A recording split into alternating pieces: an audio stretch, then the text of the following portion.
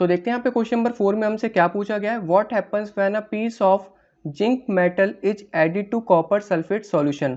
तो यहाँ पे क्या होगा अगर मैं जिंक मेटल को किससे ऐड करूँ, कॉपर सल्फेट सॉल्यूशन में ऐड करूँ। तो सबसे पहले वाली बात कर लेते हैं। जिंक मेटल को हम यहाँ पे किससे रिएक्ट कर रहे हैं, कॉपर सल्फेट सॉल्यूशन से, या ऐड कर रहे हैं हम यहाँ पे बोल सकते हैं। तो कॉपर सल्फेट का जो यहाँ पे फॉर्मूला होता है वो हमें यहाँ पे पता होना चाहिए। कॉपर सल्फेट यहाँ पे एक तरह का क्या होता है, सॉल्ट सॉल्यूशन होता है। तो यहाँ पे मैं लिख देता हूँ CuSO4। तो कॉपर सल्फेट सॉल्यूशन का जो फॉर्मूला होता है वो यहाँ पे क्या होता है, CuSO4 होता है। अगर मैं जिंक को यहाँ पे इससे रिएक्ट करवाऊंगा तो यहाँ पे हमारा क्या बन जाएगा, जिंक सल्फेट बन जाएगा।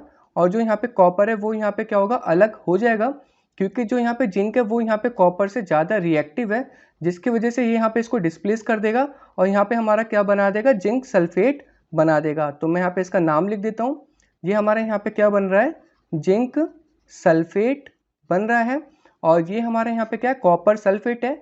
और ये यहाँ पे जिंक इसको डिस्प्लेस इसलिए कर रहा है क्योंकि जिंक यहाँ पे क्या है, हाईली रिएक्टिव है। तो कुछ इस प्रकार का यहाँ पे हमारा क्या होगा, रिएक्शन होगा। अब मैं यहाँ पे बात कर लेता हूँ सेकंड वाले पार्ट की। Aluminium metal is added to dilute hydrochloric acid. तो यहाँ पे जो एल्यूमिनियम मेटल है वो यहाँ पे किससे रिएक्ट कर रहा है, डाइल्यूट हाइड्रोक्लोरिक एसिड से, मतलब यहाँ पे HCl से ऐड कर रहा है। तो यहाँ पे हमारा क्या बन रहेगा, एल्यूमिनियम क्लोराइड बनेगा, AlCl3 बनेगा। क्योंकि जो हमारा एल्यूमिनियम होता है इसका जो यहाँ पे एटॉमिक नंबर होता है वो हमारा यहाँ पे क्या होता है, 13 होता है। इसका मतलब ये हमारा 3 इलेक्ट्रॉन डोनेट कर देगा, तो 3+ हो जाएगा। और यहाँ पे क्लोरीन का क्या होता है, यहाँ पे -1 होता है, तो Cl3 यहाँ पे क्या होगा, -1 होगा। और -1 × 3 -3 हो जाएगा। तो ये यहाँ पे कुछ इस प्रकार बैलेंस हो जाएगा, 3 + -3, तो पूरा बैलेंस हो रहा है। तो यहाँ पे हमें क्लोरीन कितना चाहिए, 3 चाहिए। और उसके बाद यहाँ पे जो गैस रिलीज होगी वो यहाँ पे कौन सी गैस रिलीज होगी, हाइड्रोजन गैस होगी, H2। तो कुल मिला के जब इसको यहाँ पे हम बैलेंस करेंगे तो हमें यहाँ पे किससे करना पड़ेगा, 6 से करना पड़ेगा। तो यहाँ पे हमारा क्या हो रहा है, 6 हाइड्रोजन 6 क्लोरीन हो रहा है। तो 6 क्लोरीन के लिए हमें यहाँ पे 2 से करना पड़ेगा और यहाँ पे 2 एल्यूमिनियम से कर देंगे।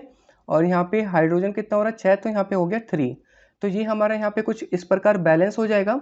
और ये हमारे यहाँ पे क्या बन रहा है, एल्यूमिनियम क्लोराइड बन रहा है। ये भी हमारे यहाँ सॉल्ट सॉल्यूशन है, ये हम लिख देते हैं एल्यूमिनियम क्लोराइड। ठीक है, ये हमारा बी पार्ट का आंसर हो गया। अब हम यहाँ पे बात कर लेते हैं सी पार्ट की। तो सी पार्ट हमारे यहाँ पे क्या बोल रहा है, silver metal is added to copper sulphate solution. तो जो हमारे यहाँ पे सिल्वर मेटल है, अगर मैं इसको यहाँ पे कॉपर सल्फेट सॉल्यूशन में यहाँ पे क्या करूँगा, मिक्स करूँगा, तो यहाँ पे क्या होगा, सिल्वर का फॉर्मूला जो होता है हमारे यहाँ पे क्या होता है, Ag होता है। और कॉपर का यहाँ पे क्या होता है, CuSO4 होता है। तो जो सिल्वर है वो हमारे यहाँ पे क्या है, नॉन रिएक्टिव मेटल है। ये हमारे यहाँ पे क्या है, नॉन रिएक्टिव मेटल है। तो जिसकी वजह से यहाँ पे क्या होगी, कोई भी रिएक्शन नहीं होगी, no reaction will be occur. ठीक है, क्योंकि जो यहाँ पे सिल्वर है वो यहाँ पे क्या हमारा नॉन रिएक्टिव मेटल है। होप आपको ये वाला आंसर समझ में आ गया होगा। अब हम चलते हैं अपने नेक्स्ट क्वेश्चन की तरफ।